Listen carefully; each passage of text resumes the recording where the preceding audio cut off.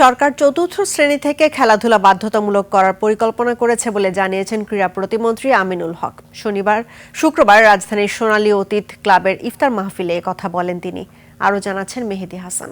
Lily ultrasoft serum gel, যা গভীর থেকে স্কিনে দেয় 3 গুণ সিরাম হাইড্রেশন। সিরাম জেল হাইড্রেশনে ব্রাইট থাকো সব সিজনে।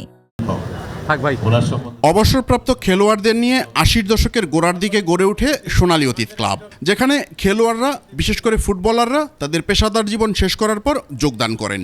সেই ক্লাবের ইফতার মাহফিলে উপস্থিত দেশের সব সাবেক ফুটবল খেলোয়াড়। প্রতিনিধিত্ব করেছেন বাংলাদেশ ফুটবল। অনুষ্ঠানে জাতীয় দলের সাবেক গোলরক্ষক ক্রীড়া প্রতিমন্ত্রী আমিনুল হক খেলাধুলা নিয়ে সরকারের আগামী দিনের পরিকল্পনার সারসংক্ষেপ তুলে ধরেন। আমরা খেলাধুলাকে পেশা হিসেবে প্রতিষ্ঠিত করতে চাই। আমরা জাতীয় শিক্ষাক্রমে চতুর্থ শ্রেণী থেকে খেলাধুলাকে বাধ্যতামূলক করতে যাচ্ছি। ক্লাবের প্রতিষ্ঠাতাদের অন্যতম সাবেক ফুটবলার মুক্তিযুদ্ধ বিষয়ক মন্ত্রী অবসরপ্রাপ্ত মেজর হাফিজুর রহমান বলেন, অতীতে ক্লাবগুলো ক্রীড়া চর্চার বদলে জুয়ার আসরে পরিণত হয়েছিল। মোহামেডান ক্লাবে 12 বছর খেলেছি। এই ক্লাবটি একটা ক্যাসিনোতে রূপান্তরিত হয়ে গিয়েছে। ওয়ান্ডার্স ক্লাবও তাই।